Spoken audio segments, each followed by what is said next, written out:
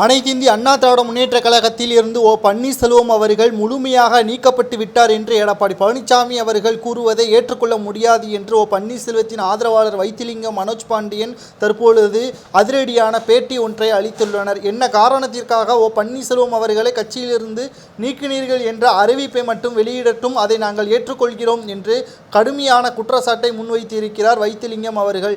நீதிமன்றத்தில் இடைக்கால தடை விதித்திருக்கக்கூடிய நிலையில் தற்பொழுது அதிமுகவின் கொடி சின்னத்தை பன்னீர்செல்வம் அவர்கள் பயன்படுத்தக்கூடாது என்றால் அதிமுகவின் ஒருங்கிணைப்பாளர் என்ற முறையில் அதிமுகவின் வேட்பாளர்கள் பி-ஃபார்மில் யார் கையொப்பம் விடுவார் என்ற கேள்வியையும் தற்பொழுது பன்னீர்செல்வத்தின் ஆதரவாளராக இருக்கக்கூடிய வைத்திலிங்கம் அவர்கள் கேள்விகளை முன்வைத்திருக்கிறார். கிட்டத்தட்ட எடப்பாடி பழனிசாமி அவர்கள் அதிமுகவில் தான் இருக்க வேண்டும், மற்றவர்கள் இருக்கக்கூடாது என்பது அவரது நோக்கமாக இருக்கிறது.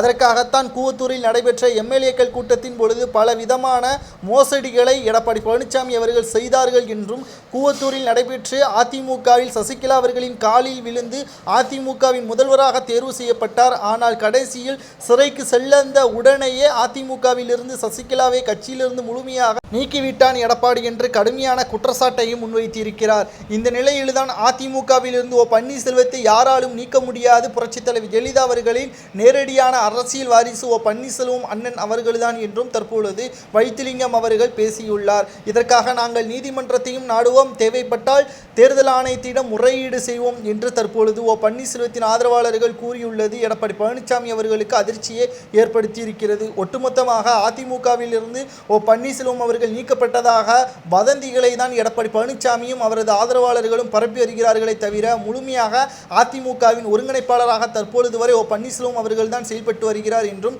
இரட்டை இலை சின்னத்தை யாருக்கு கொடுக்க வேண்டும், வேட்பாளர்களுக்கு ஒதுக்கப்பட வேண்டும் என்பதை அவர்தான் முடிவு செய்வார் என்றும் வைத்திலிங்கம் அவர்கள் கூறுவதை பற்றி உங்களது கருத்துக்களை கமெண்ட் வாயிலாக கூறுங்கள்.